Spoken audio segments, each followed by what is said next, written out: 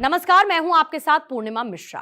हमारे खास प्रोग्राम क्या कहते हैं नरेंद्र मोदी में आज आपको सुनवाएंगे पीएम मोदी का वो ऐतिहासिक भाषण जो उन्होंने 29 नवंबर 2013 को राजस्थान के जोधपुर में दिया। अपने भाषण में मोदी जी ने कहा कि जब तक हम देश में कुशासन से मुक्ति पाकर सुशासन की ओर आगे नहीं बढ़ते, हम देश की समस्याओं का समाधान नहीं कर पाएंगे। और गुड गवर्नेंस में कांग्रेस का भरोसा ही नहीं। उन्हें लगता है कि जोड़ तोड़ की राजनीति के द्वारा सरकारें बनती चली जाएंगी। भाइयों बहनों,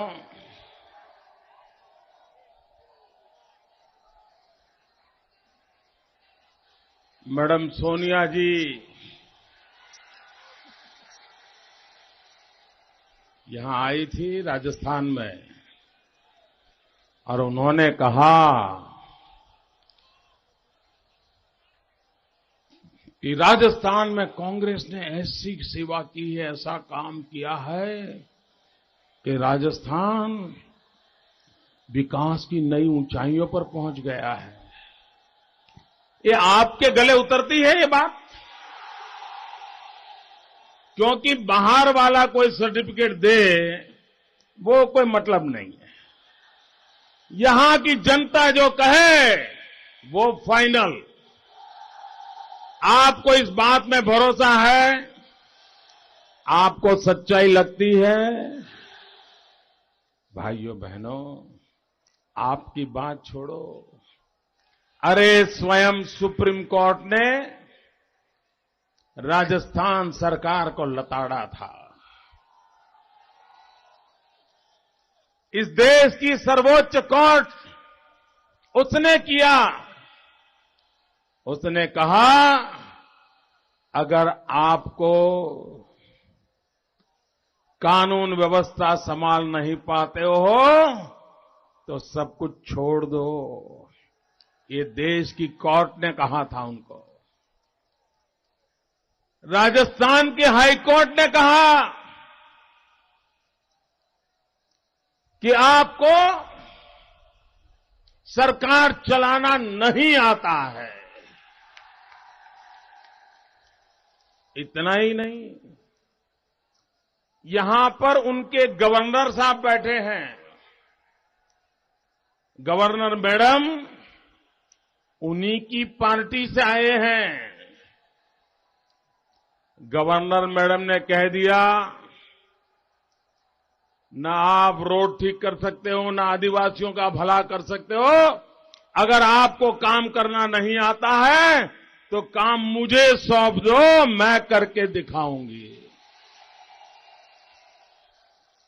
सुप्रीम कोर्ट सरकार पे शक करे, हाई कोर्ट सरकार को लताड़े, आपके खुद के गवर्नर आपकी सरकार के प्रति नाराजगी व्यक्त करे और फिर भी मैडम कहती है यहां कुछ अच्छा हो रहा है।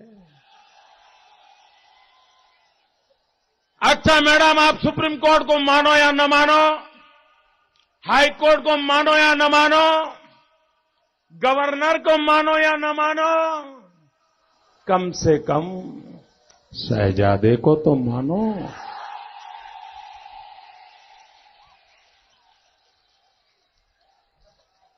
अरे उनकी बात पे तो भरोसा करो। भाइयों बहनों, राजस्थान में ये कांग्रेस के शासन में 40 से अधिक दंगे हुए और जब भरतपुर का दंगा हुआ, भरतपुर जिले में, तो शहजादे राजस्थान सरकार को अंधेरे में रख करके राजस्थान सरकार को बिना बताए वे भरतपुर आए। एक मोटरसाइकिल पे सवार हो गए दूसरे की और दंगा पीड़ित इलाके में पहुंच गए। भाइयों बहनों, राजस्थान वालों को पता है ना मोटरसाइकिल कौन चला रहा था? मोटरसाइकिल कौन चला रहा था? उनकी इतिहास भूगोल पूरे राजस्थान को मालूम है ना, उनके काम और कारनामे सब पता है ना। वे मोटरसाइकिल चला रहे थे, और मोटरसाइकिल कहां की थी? मोटरसाइकिल कहां की थी? कहां की? चोरी की। वाह, क्या सीन है। आप सोचिए, शहजादे एक हिस्ट्री सीटर के साथ तो मोटरसाइकिल पर सवार होने का तैयार है, लेकिन राजस्थान के मुख्यमंत्री के बगल में बैठने को तैयार नहीं है। अब कल्पना करो कि शहजादे एक चोरी हुई मोटरसाइकिल पर तो बैठना पसंद करते हैं, लेकिन राजस्थान की आपकी सरकार की गाड़ी में सवार होने को तैयार नहीं है। ये कैसा अविश्वास। भाइयों बहनों, जिस सरकार को कोई संवैधानिक संस्था उनके काम को अच्छा नहीं कहती है, उस सरकार पर हम भरोसा कैसे करें। भाइयों बहनों, हमारा देश जब आजाद हुआ, उसके बाद अनेक देश आजाद हुए, छोटे छोटे देश आजाद हुए, लेकिन वो देश हमसे भी आगे निकल गए। हमारी स्थिति बद से बदतर होती गई। भाइयों बहनों, अगर देश आजाद होने के बाद,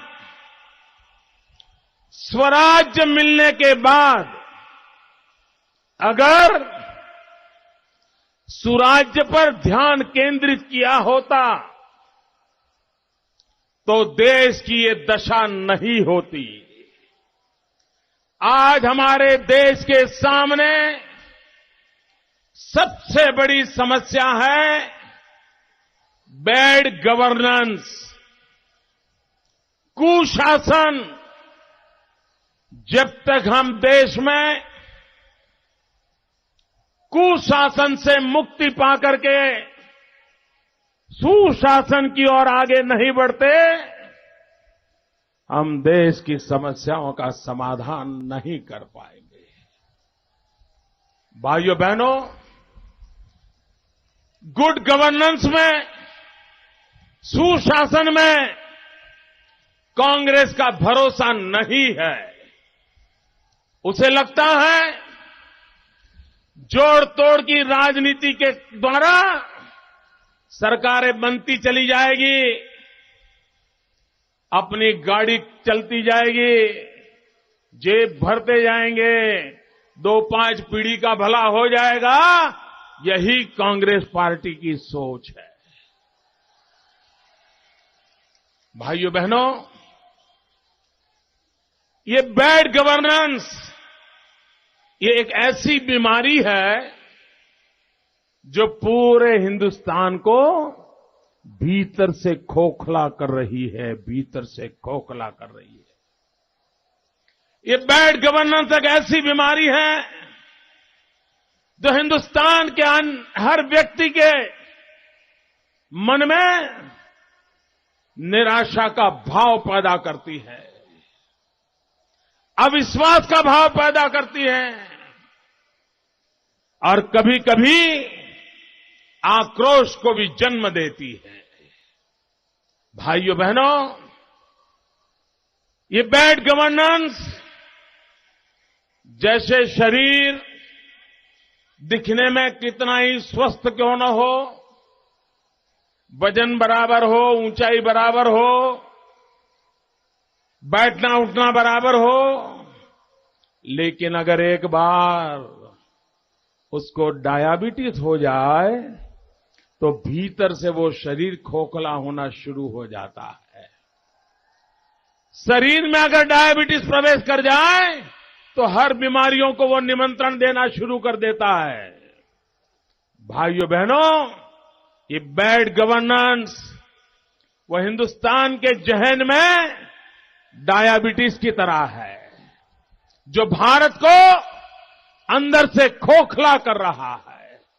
और जब तक हम गुड गवर्नेंस पर बल नहीं देंगे, और भाइयों बहनों, आज जो गुजरात विकास की नई ऊंचाइयों को पार कर रहा है, उसका एक मूलभूत कारण है गुड गवर्नेंस।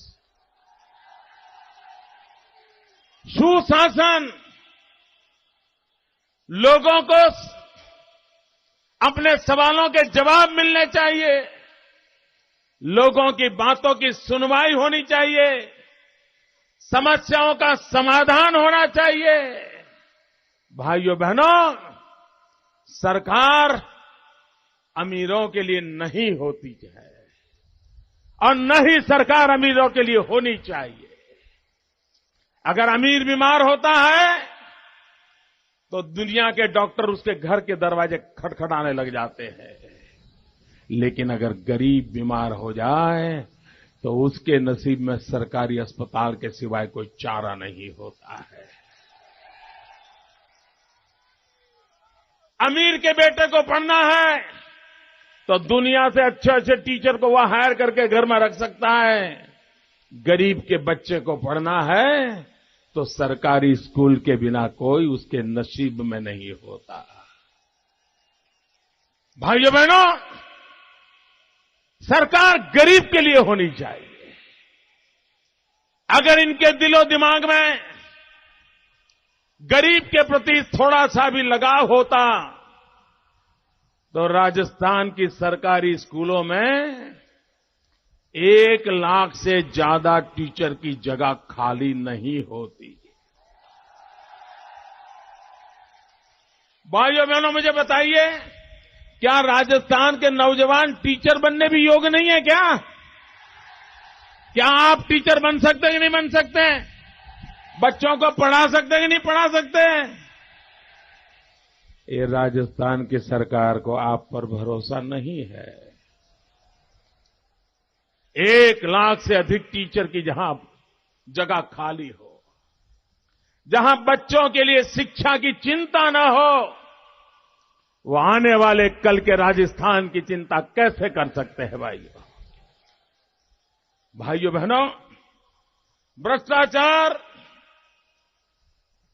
किस हद तक आगे बढ़ा है, बैड गवर्नेंस के नमूने देखिए। भ्रष्टाचार के लिए वो खुला मैदान छोड़ देता है।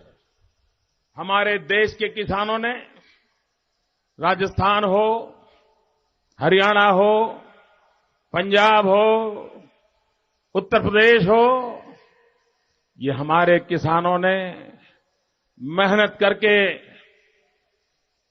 गेहूं का उत्पादन किया, पसीना बहाया, दिन रात खेतों में जुटे रहे, गेहूं पैदा करके अन्न के भंडार भर दिए। लेकिन ये बैड गवर्नेंस देखिए सरकार का।